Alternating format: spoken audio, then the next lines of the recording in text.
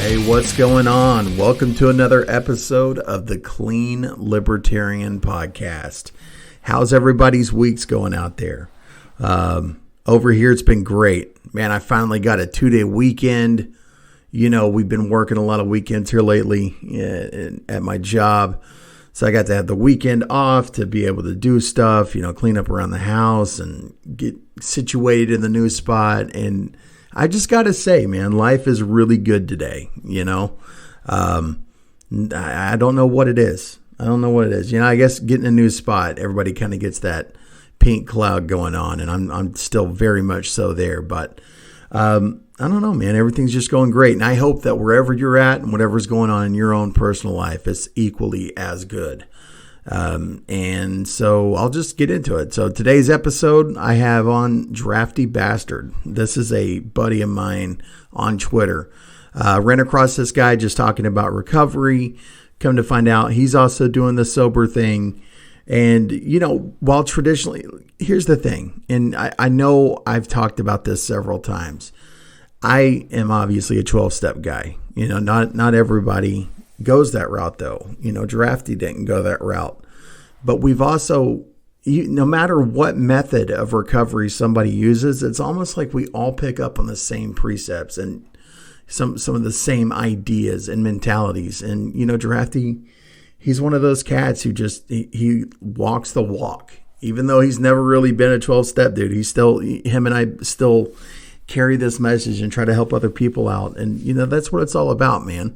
So, yeah, I hope you enjoyed this interview. I definitely hope that you get something out of this story with somebody who was he's a class act, just a good dude. So without any further ado, here is Drafty Bastard. All right, and I am here with my good friend Drafty Bastard. What is up, buddy? How you doing? I'm doing well. Thank you for having me on the show. Absolutely, man. You're yet another person that I've ran across in that beautiful world of Twitter, that the Bird app, who you do the recovery thing, man. And it's been cool. It's great running across people such as yourself. Not only that, but you've also been one of the few who've like chipped in whenever I had fundraisers and stuff going and like helping out with that, which is beautiful, man. So thank you for that. No doubt. It's, you know, I got real lucky that when I got clean, I had stumbled into a pretty good job. And I always told myself that I would do everything that I could to try and help other people get their shit straight. Because when I was down on my luck and I was drinking a lot and I was making poor decisions, it would have done me a world of good to have somebody reach down from above with a hand and be like, hey, you know, this little bit is going to help you a lot more than you think. Right. So that was, you know, and especially the fundraiser, I believe, was for some Narcan yes, doses. And that was another thing that I was provided through work was Narcan training, and pretty much all the Narcan that I need, as long as if it expires, I can turn it in, get fresh. If I use it, God forbid, I just have to make sure I write a report for it and I'll get it back. Because the company I work for is pretty large real estate company, and we never know, you know, somebody might be in a bathroom and decide they need to take the edge off or whatever and go too far. So I keep that with my in my backpack right next to the tourniquets. That is awesome, man. What a miracle drug, you know, too. Yeah. I mean, my God. Yeah, literally never expires from what I understand. You know, for the most part, Lord knows in, 20 years maybe, but if it's a couple months over the expiration, it's still going to function, still have efficacy.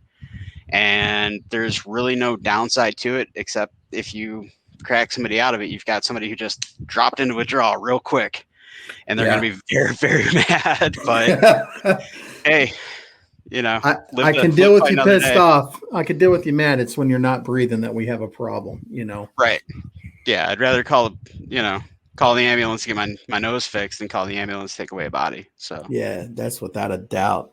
Well, so what's the background on you, man? Where do you come from? How did you get into this whole recovery thing? Well, when I was brought up, my father was an alcoholic, abusive alcoholic, terrorized my mother, terrorized me. Even after they got divorced, he stalked her. He would bother me at school, that kind of thing. It took a long time to get rid of him. And all throughout that, I was told, this is drinking. He's an alcoholic. He had done the steps, or at least tried to. I don't know if he completed them. And I was dead against it, swore against it all the way up through high school. I had big X's on my hands. I was straight edge, hardcore.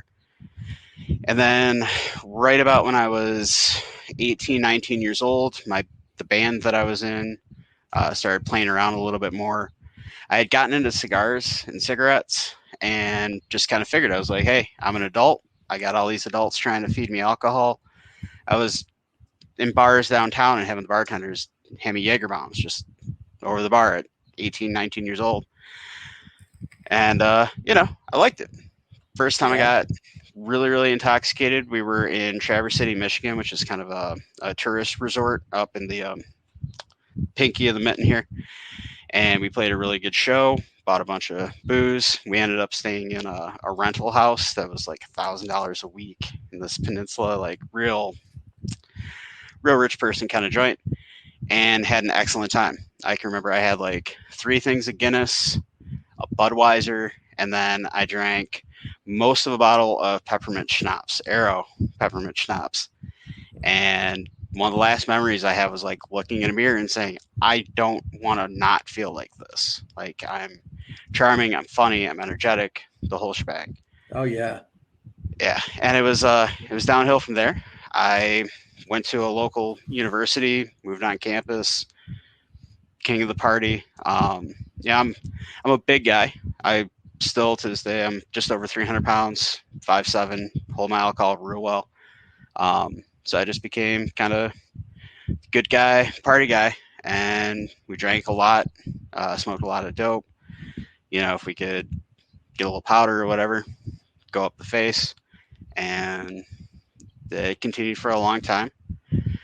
It wasn't too much of a problem. I was pretty good at being the guy who would like drink, puke, wake up, not be hungover, go back to work, the whole shebang. Ended up getting a job in the restaurant industry as a barback, where I worked for a very excellent family in Detroit. It's got a restaurant, our Eastern Market division. I don't know if I can name drop anybody on here, can I? You can do whatever you want, man. Shoot. So the Vivio's family in Eastern Market, Vivio's Food and Spirit's been there since the 60s. Excellent restaurant family, treated me very nice. And I paid them back by following one of my bartender's leads and thinking all the Jameson was free. So bar time for me. It was bar time for the client. It was bar time for everybody. Right. And that continued. I ended up leaving that place and going to a barbecue restaurant that was on some cable news or cable TV shows like Man vs. Food. Adam Richmond loved us, called Slow's Barbecue. We had an excellent, they have an excellent bourbon selection, excellent draft beer selection. I decided I was going to go pro. So I actually studied fermented beverage and became a Cicerone. I'm the literal on paper beer expert. I was one of the first 5,000 level 1 Cicerones, I believe. So to this day, I'm still probably one of the better beer minds in the Metro Detroit area, just because of all the research and the resources I had working at a beer bar, where I could I'm taking this one home. I'm doing this, I'm doing that. And it was there that the drinking really picked up.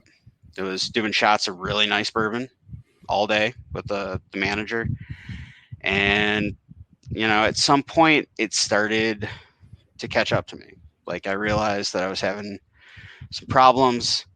This was also about the time that I realized that Adderall wasn't just for children.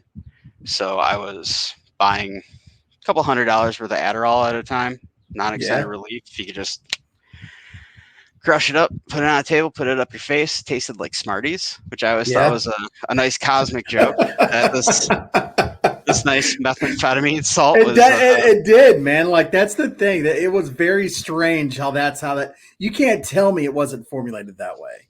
You know what I'm saying? there was somebody who was like, oh shit, this is good. Like, yeah, all right. So waking up, still shit faced after a shift, like maybe 10 o'clock the next morning with purple and orange boogers coming out of my face from all the medicine, the drugs. And, you know, it was a fun life. I lived fast. I still weighs my conscience that I was a drunk driver for the better part of a decade constantly. Like there were times I had managed a restaurant in Ohio for a minute, and I would drive up to Detroit once a month. I would get a whole weekend off, so I go up to Detroit, and that would be at the end of a shift. I was the bar manager, so I would just be drinking scotch literally out of the bottle behind the bar after everybody would go home, get in the car, and just kind of show up in Detroit, not know how I got there. End up in the parking lot of Vivio's waiting for them to open up. Yeah. Go get breakfast. But yeah, so I did that for a while. Ended up back at Slows again, doing the same thing. I was their cellar master. I did a lot of the training. Any bar back, any bartender came through me, that sort of thing. And let's see. I didn't really realize that I had too much of a problem, or that I was in a problem situation, I should say, until with this beer study, I started telling my boss, I was like, hey, I don't want to do the shots anymore. And I was told I wasn't being a team player. I was like, all right. So for me to maintain my job, which I made really good money being a fat white dude bartending in the city of Detroit, it's like I have to keep playing ball. So I did. And it got to the point where I was probably drinking about a half gallon of whiskey a day. Good God, dude. Yeah. It was rough. Like beer, whiskey, none of it affected me. If I went out to eat, I was probably going to do 4 shots before my meal got there and 4 shots after, along with, somewhere between 3 and 5 beers, depending on what I was pairing with my meal. Came to a point at that restaurant where they had hired some new management. I actually got in trouble for wearing nail polish. And then I got told that my beard had to come off. And when it came down to that, I was like, I'm not cutting my beard. I work at a barbecue restaurant. Like half the guys that work here look like this. I'm not doing it. So I left there. And when the free alcohol kind of stopped, things started catching up with my body. I started getting really bad cramps in places that I wasn't used to, immobilized with like Charlie horses in my legs at night. And at one point, my girlfriend, well, we were married, my wife and I were in bed and realized that my testicles got size of a grapefruit. Yeah. Oh, shit. And my ankles were swelling up really bad. So that was when I decided I was going to slow down, stop drinking. I was like, all right. I was real lucky. I tell everybody who's going through recovery that I have to pull the Charles Barkley. Like, I'm not your role model, right? Because I quit cold turkey. I had real bad DTs for a long time. Even as recently as, I would say, several months ago, I'll just get chills. My head will go soupy. I won't be able to concentrate. I'll start shaking a lot, and I'll blow a fever. And nobody can tell me what it is, but it's only been since I quit drinking. And it'll destroy me for an entire day, 2 days. I'll just be useless. But yeah, so I kind of cut cold turkey, found out that I had a cirrhosis liver. My spleen's enlarged because of my drinking.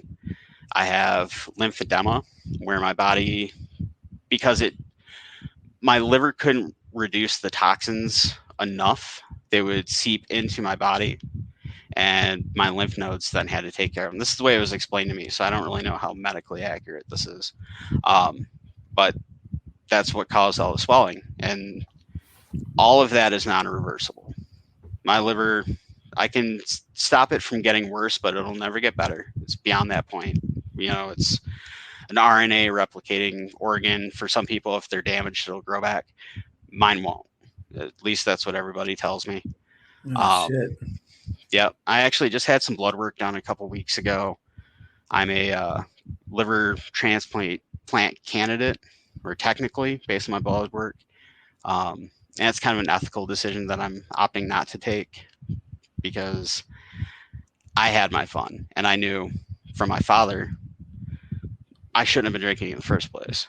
He died from liver complications, from what I understand too. So I should have known better by now. I'm not going to take a liver from somebody who just has liver cancer or never had a drink and has cirrhosis for some reason, or got in an accident and their liver got destroyed and they need that organ. Like, it's not my place to take it. I don't belong on that list. It's Jesuitical kind of take of mine, I guess. But yeah, so it leads to complications, as I'm sure you know, from dealing with people recovering in alcohol. There's hardly any over-the-counter medicine I can take. I can't, like, even stupid shit like everybody's taking magic mushrooms right now. I'm terrified of them because I don't know what their liver toxicity is. It could kill me, as far as I know.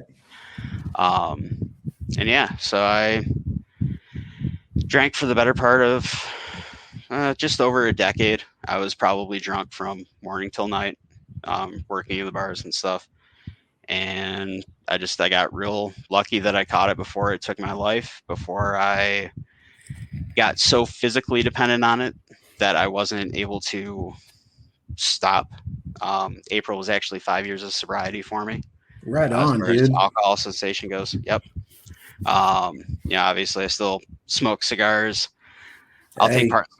It's, everybody I know that's successfully working through recovery has fallen upon cigars somehow. I'm finding it's like, oh, you smoke cigars too? Like, really? Yeah. That's a lot of us now. Yeah. I don't know. There's something to it, man. Like, I never went to jail for smoking cigars or for smoking a tobacco pipe, Yeah. Tobacco in a tobacco pipe, so I think I'll be okay. But I don't know, maybe that'll change. But until that day changes, man, I'm going to love my tobacco. That's my vice I'm holding on to with your life. Yeah. Well, it's great is, the last couple of years were when I really started taking it serious with my health. And I was like, all right, I'm going to go to these doctors, get this blood work. I have to go get put under for some sort of scope to see if I have varicose veins in my esophagus because of all this. Just there's a lot of shit you don't think about when you're cracking a beer or slamming a bottle of Jameson in a night. It's like, oh yeah, when you're approaching 40, you're gonna have to take a day off work, get anesthetized for a 5 to 10 minute scope. There goes your whole day. Yep. Gone. So, yeah. Well, how would you say that? So I mean, you had definitely some health problems that led you to this life. Was there any kind of like behavioral stuff? Was your wife ever saying like, dude, you got to slow down, and you just didn't? That was one thing I was really lucky with. And I think that is actually kind of a gift from my father. Was I knew that if I was going to drink, I couldn't be mean, right? I couldn't be abusive. I couldn't pick fights. Like, I had a little bit of clarity still, no matter how bad I got. For instance, I had qualified and received a CCW at one point. I have it again, but earlier in my life. And I never bought a pistol because I thought I drink too much. Like, I got this paperwork, but I can't promise that I'm not going to get drunk with that on me in a bar somewhere and commit felonies. Like, get in serious trouble. So the worst that I did was I drank and drove a lot, and I know that was really abusive. And I had like self-harm issues for a stint there where I would just go drive the wrong way on a one-way street, screaming, pissed drunk. But I can't try and explain it in any sort of good light. It was me gambling with my life to feel something, I guess. Ooh, that's a good point, man. That's a really good point. And you touched on it before. It's like, you drank and the person you saw in the mirror is exactly who you wanted to be. We got catharsis in that very beginning stage, but somewhere along the way that catharsis goes away. Yeah. You know what I'm saying? And it's just like No, the adventure becomes mundane. right. It becomes routine. It's no longer a night out. It's no longer a way to make an already good night better or more memorable, or, whatever people tell themselves to justify, binge drinking or abusive level drinking, whatever you want to call it. And when that becomes habit, you're just constantly shooting yourself in the foot with a nail gun. Like, oh, I don't want to go anywhere with my life. I'm just going to keep anchoring this one down. Here's another night where I put down a fucking 12 pack and a big old bottle of wild turkey, and I'll try life again tomorrow. Maybe I'm done for today. Right. So you said you went cold turkey. Now, did you do any meetings or anything like that? mm-mm. Right on, man. I don't have anything against the 12-step program. And a lot of the people that I look up to, my lawyer actually is in recovery right now, which is funny because he started after me and he was one of my regulars at the bar I worked at. So I was complacent, whatever the right word would be. I was an accomplice to his downfall as far as alcohol went at some point. And I'm glad to find out that, he walks the steps. He's very much in tune with meetings and Alamo clubs. And he's been a very good resource for when I am trying to assist other people with recovery. Like I said, I tell them, you don't want to do it the way I did it. Right. You can get hurt. You can die. You can stroke out if you go cold turkey from the right position. I got super lucky with it. I have a very loving wife. She was very compassionate through all of it. I used to get up in the morning and just puke in the shower because my body was trying to get rid of everything that it could that was still in there for months after I quit. I don't think I was right at all my first year. I'd be at work on the phone and just forget who I was talking to or why, that sort of thing. Because my body just wasn't right yet. It wasn't ready for life. But no, I never did the 12-step. A friend of mine did, and I would go sit in on him when he would do some Narcan stuff. He pretty much hosted an AA meeting that I sat in on, but it was more, he was very punk rock, or he still is. He's still around. Very punk rock alternative guy. And it was a meeting based around the 12-step program, but not because he didn't want it to have any sort of sense of authority. It was more we're all the dredge of society, right? You're all in punk rock bands. You've all been crust punks and dirt balls and done all sorts of opiates or meth or speed, whatever you can get your hands on, because you're that kid on the side of the road with a black crash shirt and a fucking dog begging for change.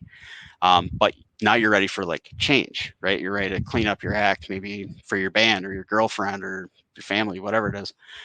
So I helped him, sat in on a couple of those meetings, but I've never done any sort of standardized, I'm going to be here every week or every couple weeks sort of thing. Right. I don't think it would have been a very good fit for me personally, because I am very much, I take my problems in instead of trying to share them with other people. And I would have a difficult time kind of sharing my recovery with other people besides my wife. Just that it never seemed appealing to me, I guess. But again, I don't ever speak ill of it. I know it's helped a lot of people out. A lot of people that I know swear by the steps and Bill W. And I have nothing but, goodwill and good wishes for the people that go that path. Oh, absolutely. And here's the thing, they I'm a 12-step kid and I'm a man, but 12-step dude. But here's the thing, none of the fellowships have a monopoly in recovery. There's a million different ways to find it. It just seems to be if it's a good fit, it's a great blueprint, at least for the initial groundwork, especially. But for what it sounds like, man, here's the thing. I've interviewed a lot of people, from all different walks of life when it comes to recovery and the like. And while we all had different methods of getting sober or getting clean, we all still stumbled upon the same precepts, kind of the same inclinations, like you talk about, like helping other people and stuff like that. That's a huge part of it for a lot of us. Yeah. Taking that experience that we had, taking the health problems that you had, and talking to other people like, dude, look, this is the shit that happened to me. This is why I quit. Like, that's impactful. That's impactful. Big time. That's why I try and be really open about it. I know sometimes, especially at work, like it makes people uncomfortable, because I'll be in a meeting and we'll be talking about not anything super serious, but people will be talking about alcohol or whatever. And I'll tell them, I'll be like, hey, you guys need to be careful. Like, I drank more than you. Trust me. I drank more than any uncle you can think of, any father figure that was an alcoholic. I put them under the table.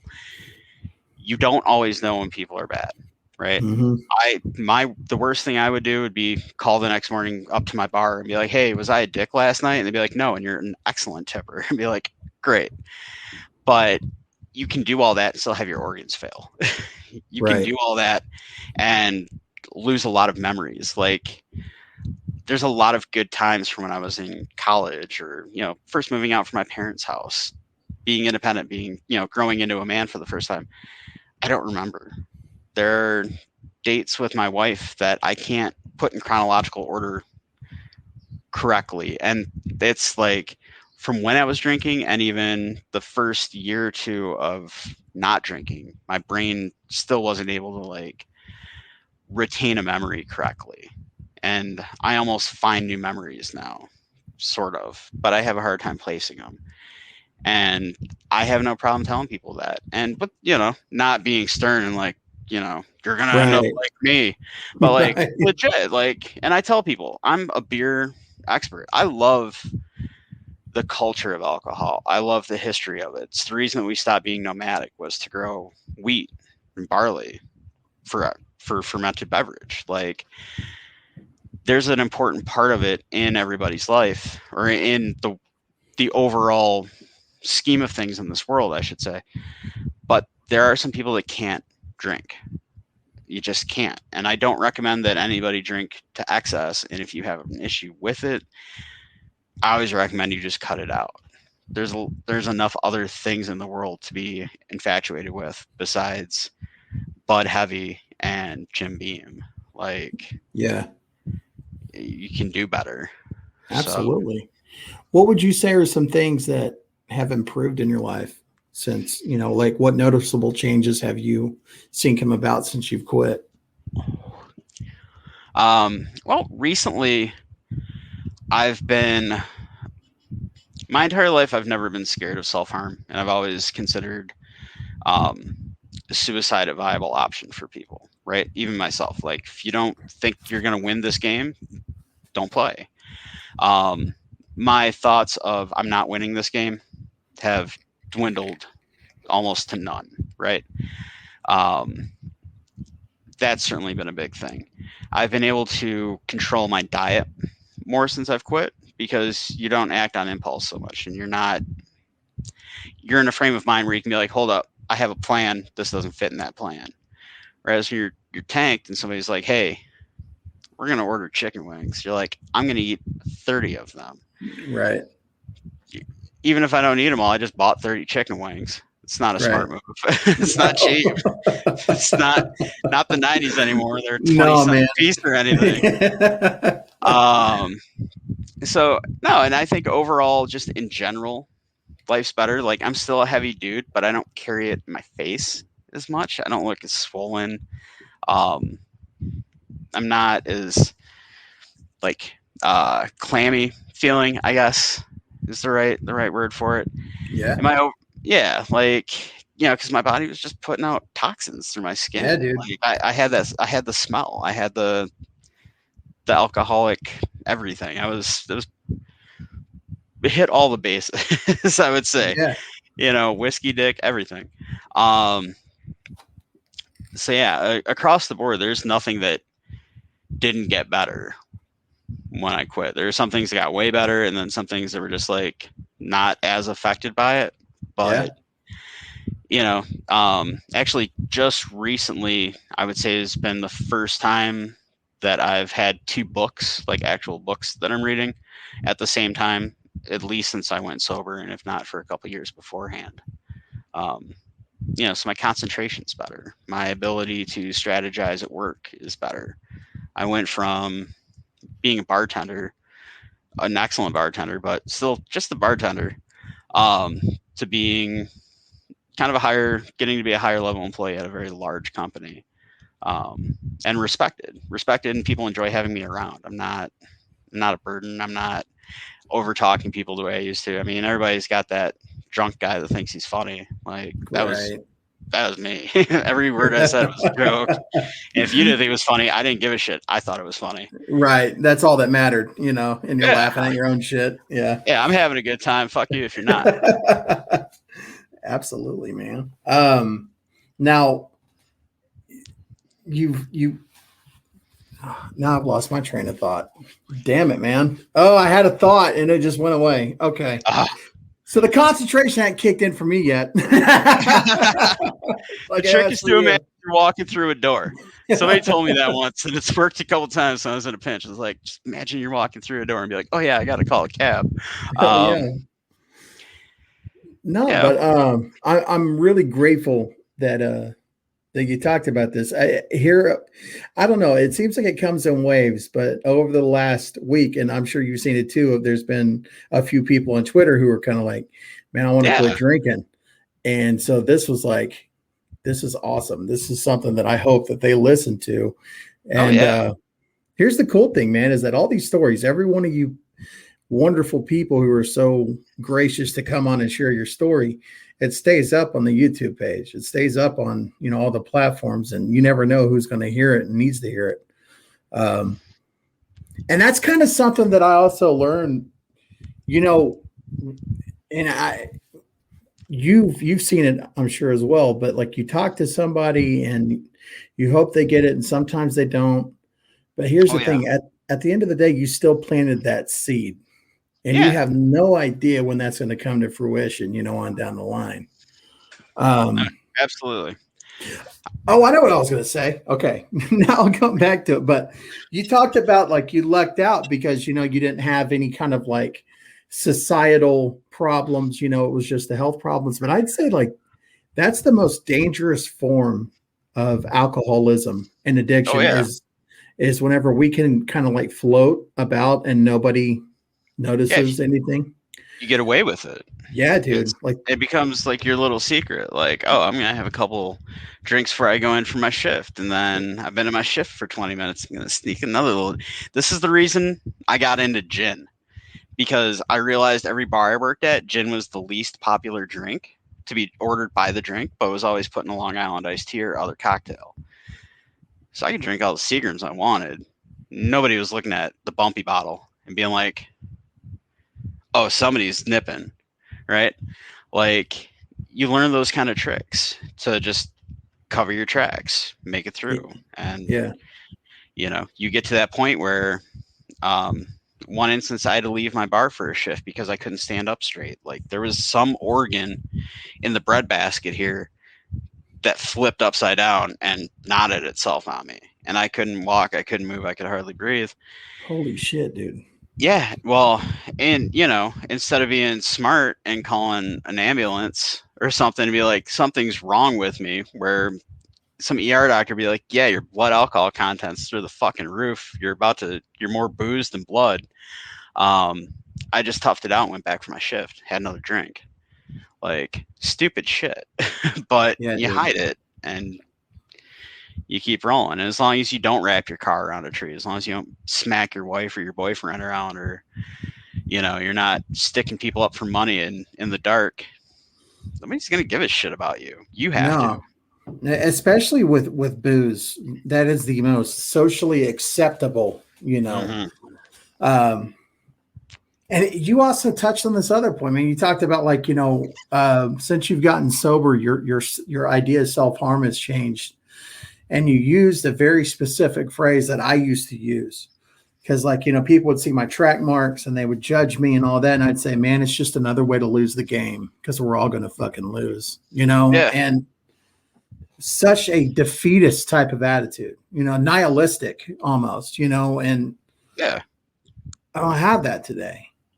It's not even about winning any game. It's about like experiencing this. It's about having these kind of conversations and enjoying talking about cigars. And I got my water hose going in my backyard right now. Like there's a million different things that like I appreciate today, but like once upon a time, like that wasn't possible, bro. Nah, yeah. That shit never mattered.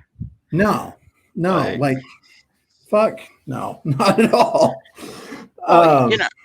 And you make such stupid and dangerous decisions when you're doing that. Like even stuff that people will applaud you for. Like you go on the dating apps and shit, and all of a sudden you're waking up and there's somebody that you kind of got a healthy guess on what her name is, but you're not really sure. You're not really sure if you picked her up and you have to drop her off or what.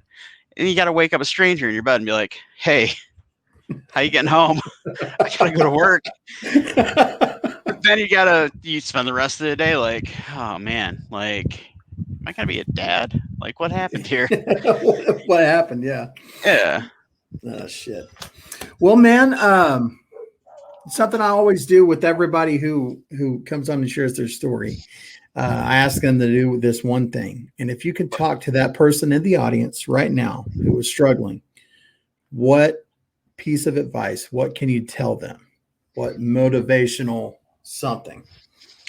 I don't know if it'll be motivational, but I think it's the most important thing to get in front of somebody who's about to make the step into recovery.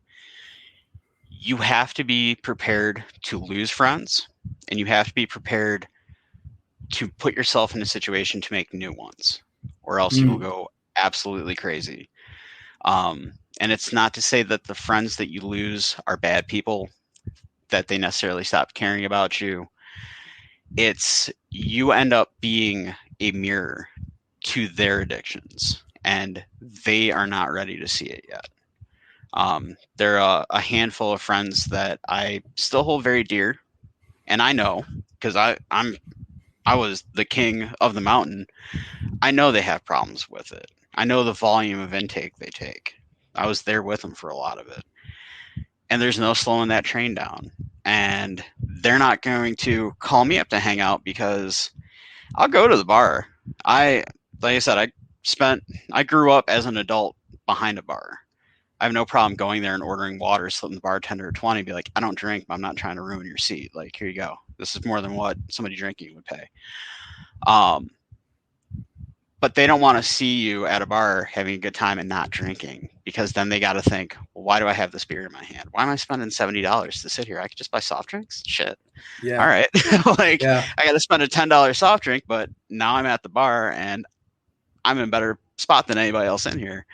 So you're going to lose friends. People are going to not want to hang out with you. Some people are going to be dicks about it. They're going to think that you're not as cool, or you can't hang, that kind of shit. And you have to be ready to put yourself in a situation to be moderately social, or it's just you in your house, it's you in your apartment, it's you and your girlfriend, wife, boyfriend, roommate, whoever, and you don't have anything to fill that void, right? You have to at least shoot your shot and fail sometimes. Like, I'm going to go do this, or I'm going to do that. Like, I'm actually going to the Michigan Libertarian Party convention in a couple weeks. And that's not something I would have done drinking, right? But I know it's something I have to do now because I'm involved, right? It's my local party.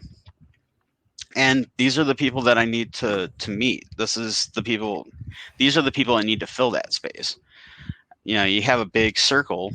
And again, in my story, it's restaurant people, bartenders, people that drink professionally, sommeliers, other cicerones, that kind of stuff. I have to fill that level of intelligent, hardworking, smart person, but with somebody who's not focused on this one chemical, this ethyl alcohol that they thrust into their body, or whatever else. Like, I have no problem hanging out with people doing blow, but trust me, if you do enough of it, I'm probably going to remove myself from that room because you're going to talk me away. But yeah, you've got to go out. You have to join fucking geocaching league or disc golf or a sportsman's club, anything where somebody's going to talk to you and be ready for them to offer you a beer and say, hey, you know what? It's not my thing. Sorry. We can still hang out though, right? And that new friend is more likely to hang out with you still because that's already part of your relationship from the get-go than somebody that you've known for 6 years. And you're like, guess what? That thing that we bonded over, that we became friends over, I don't like it anymore. They're going to take that as a hit against them. And there's not a whole lot you can do about it. So I know I was super long-winded for what you asked. No, I mean, that was just a quip of wisdom. Well, no, I mean, you made the point, and then you also followed it up with an explanation. I agree on all points. That is so often missed, especially whenever that's the last thing you think about. Like for me, I was always worried about being bored. I was worried about that was my big thing. But yeah, what am I going to do on a Friday night all of a sudden? Yeah, what the fuck? Drink orange juice? Like, what is this shit? But But here's the thing is that everything was going to have to change for me. There was a couple that stuck around still, not many at all, out of everybody that I knew. But the cool thing is, on down the line, some of those people that we had to cut out of our lives actually come back because they're also doing the recovery thing now. Yeah. That's the better moments, man. Like those, that's, you want to talk about a real bond, that's the ones right there, Yep. Yeah, it's like I was talking about with my lawyer. Like when I found out that he was going through the steps, it actually ended up becoming a very good relationship for us because he's older than me, but I've been on the road for it longer than him. So we bounce things off each other on occasion. If there was a gentleman that I work with, he's got a problem, and I'm not naming any names or anything, but I know it. I know the tells of it. I know he's probably drinking at work, like that kind of thing. I don't know the first thing about where you're going to go get like an appropriate AA meeting for a young guy who's just starting down that path. But I can reach out to my lawyer and be like, hey, tell me some clubs in this area. And he's like, well, there's the Solano joint that does, Tuesday, Thursday, Saturday meetings. And then there's AA over there and I can get them in, they're usually pretty full, but I'll get him in. I'll talk to him. He'll go in on my word, that kind of thing. Unfortunately, he didn't take those resources yet. I'm sure he will. I hope he does. But yeah, you make that kind of new establishment with somebody on that, and you join back together on a new mission, right? It's not a mission to find the best bourbon behind my bar. It's a mission to find a way to live this life and know that there's going to be temptation. There's going to be weird things that remind you of drinking and fondly, right? Like my specialty was food and drink pairing. I made a lot of money upselling on drinks because somebody would have a plate of barbecue in front of them. I'd be like, I'm going to tell you what, I got a smoked Japanese beer in a bottle, this Morimoto ale. I'm going to bring it up. If you don't like it, I'll pay for it. And they order 2 or 3 of them, So I kind of lost my train of thought on that one. Shit. I apologize. Good, man. But yeah, you find new friends and they end up taking on like a whole new importance to you if they are coming back through that journey. Yeah. So. And I mean, you're also touching on another great point. There's something to helping other people. There's something to, if nothing else, man, it just gets you out of yourself long enough to, be in somebody else's head for a second and help them get through that spot that you know what the fuck they're going through. You've been there, you got skin in this game, man. So do I, Yeah. But man, I appreciate. Go ahead. I was just gonna say, like you were saying a couple minutes ago, when we see people, especially on things like Twitter or whatever social media you partake in, Facebook, whatever, a lot of times when somebody puts it out there and they're like, look, I know that I can't do this anymore. It's a dog pile. There are as many people as can get on that comment thread. They're like, here's my number. Here's my name. I'm going to DM you my information. Call me. I may not pick up, but I'll call you back as soon as I see, if it's a number I don't recognize, I'm going to check it no matter what. Right. Text me. Hey, I'm having a really hard night. Can you talk to me for a minute? Yeah, dude. Shit. What are you going to talk about? Madden? I don't play it. I'll figure it out. Want to get online and play some fucking Mario Kart? Cool. Let's do it. You find some very genuine people, very selfless people that are willing to give up their evening to be like, yeah, let's sit and talk. Like, I'm not going to be able to sit down with the big book and walk the steps with you necessarily, but I'll hold your hand, I'll sit there and talk to you. And you can tell me what it is, just like a meeting like this. Like, what is it that makes you want to drink? What do you think you can gain by not drinking? How can I help you? Like, do you need tea and coffee recommendations? Because I'll help. We'll get something in your hand that isn't fermented, right? That isn't the byproduct of yeast and sugar that somehow makes this chemical that doesn't agree with you. It doesn't do you any good. And that's cool. It's good to know that there's a wall of people out there. Reddit's actually got a really nice subgroup that's called "I Will Not Drink with You Tonight." And a lot of the stories there, it's people it's 72 hours since I've had my last drink. And everybody's like, that's awesome. I promise I'm not going to drink with you tonight. We'll do anything else. We're not going to drink together. We're going to do this, we're going to do that, but I will not drink with you. And sometimes that anonymous voice in the wind is what it takes. Like, all right, I just, somebody posts something on there and it gets 1,000 comments. And it's like 1,000 people out here that want to see me do all right. I don't know any of them. I don't know their name, their phone number, where they're from, how they got there. But they took the time, instead of switching over to Pornhub or TMZ or whatever their fixture is, to say like, hey, you're stronger than you think you are. You made it this far. You recognize you have a problem. You're no longer so clouded that you don't see that there's a way out. You're asking for that way out. You're saying, I can't find it, but I know it's out there and I want it. Help me. It's inspiring. It's something that helps keep me clean, because I know there are a lot of people out there that look to me for inspiration. And if I fall, their chances of success fall with me. Not completely, but they tumble from a higher percentage rate. Well, he couldn't do it, so why am I trying? Right. He made it this long. He went 8 years, and now he's drinking beer again. Like, I'm not going to do that. It's not.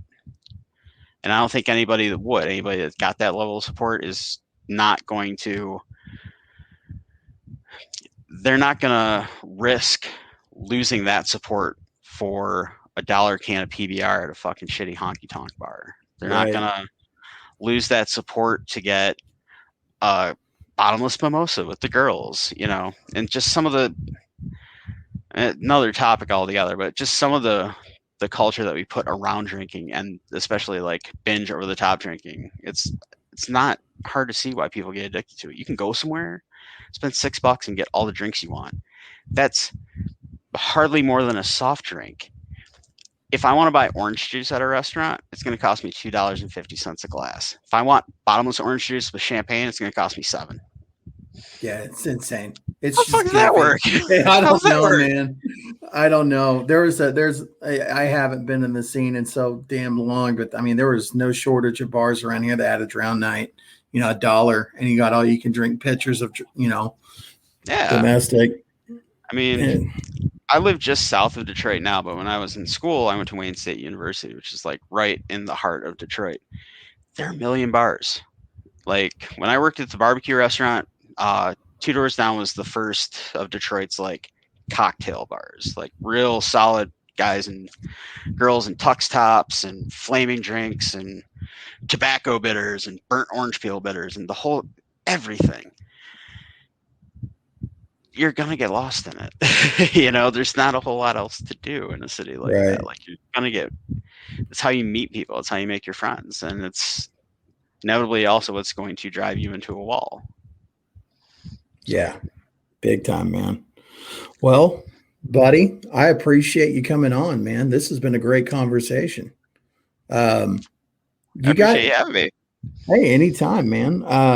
You got anything you want to plug or? Well, let's see. I don't know if you have any listeners that rely on cannabis at all, or if that's the kind of plug that you'd like. But Go. All right, and there you have it. Once again, thank you to Drafty for coming on, and especially that those words of wisdom there at the end, talking about, just being prepared to change up some things in your life, especially the circles that you run in whenever you come into recovery. That's a big part of it that often gets overlooked, but it's an okay thing too, man, because, while I did lose some relationships, I also gained some really, really good ones along the way. And here's the thing. Some of the relationships I lost weren't necessarily those I was using with. There's some family members I've lost along this journey. There's people that, I never would have imagined would have had to have kind of be cut out of my life, that for my own sanity and for my own safety and recovery, that's just the way it's had to be. And for every one of those people that, I've had to quit communicating with, there has been at least two to replace them, to fill that spot in my life. And so, it all balances out. It all comes full circle. But if you want, reach out to Drafty Bastard. That's his handle. I'll have it in the show notes on Twitter. Dude is very approachable. And one thing that we dropped the ball on and we didn't discuss is the LP Sober Caucus. Drafty has also been on the ground floor of that, kind of helping out with that. And, you're seeing a lot of division happening in the Libertarian Party right now. Probably been that way since forever, but it does seem more contentious nowadays than in days gone by. But the Sober Caucus, we have no interest in drama, no interest in the divisive bullshit. We're just a group of people sticking together who want to stay sober. And we're hanging out at conventions, we're hanging out at meetups. That's our purpose. That's our role. And, in doing so, we're providing a great voice for ending the war on drugs, advocating for organic recovery as opposed to any state-sponsored solution. So if you're listening to this and you're getting involved in the LP and you want to help out, please, please, please reach out to us. Our next Sober Caucus meeting will be on June 27th. That is a Sunday, and it will be at 11:30 a.m. Central Time. So if you want the deets on that and how to get the Zoom link, reach out to me. You can find me on YouTube. You can find me on all the podcatchers. But on Twitter, look me up at @clean_podcast. And yeah, that's about it. Got kind of a little break today, a little break from the norm as far as like the song of the day goes. Today, Drafty is actually the one who turned me on to this guy. It's a breakbeat DJ, and I dig this type of stuff. I really do, man. Don't think I've ever played a song like this before, but the group is called, or the DJ's name is Dormouse, and the song is called Elijah. And Dormouse, if you're listening to this, thank you so much for letting us use this song. You do great work. And I hope you guys dig it. And if you dig this, let me know. Like, give me some feedback on some of these song choices that I've done, so that way I can kind of, throw some more out there. But anyway, enjoy this song. Here is Dormouse, Elijah.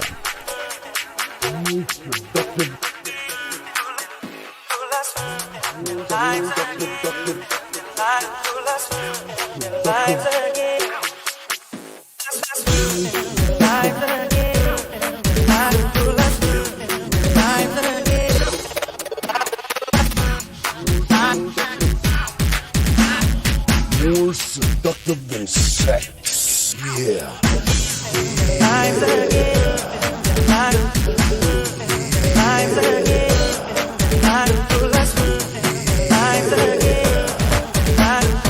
Larry Bird plays basketball, yeah. Larry Bird plays basketball, yeah.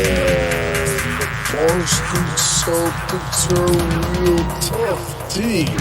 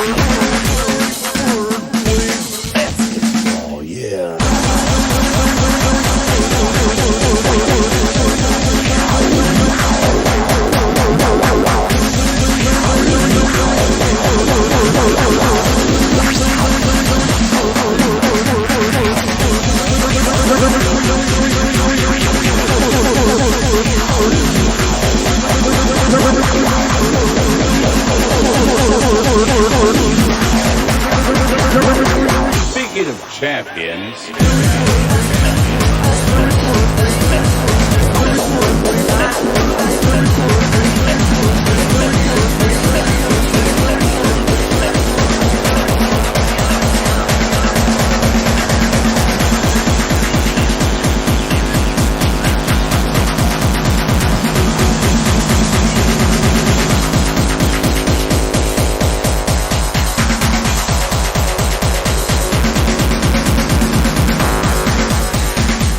Come on in, if you would, from Sarasota, Florida.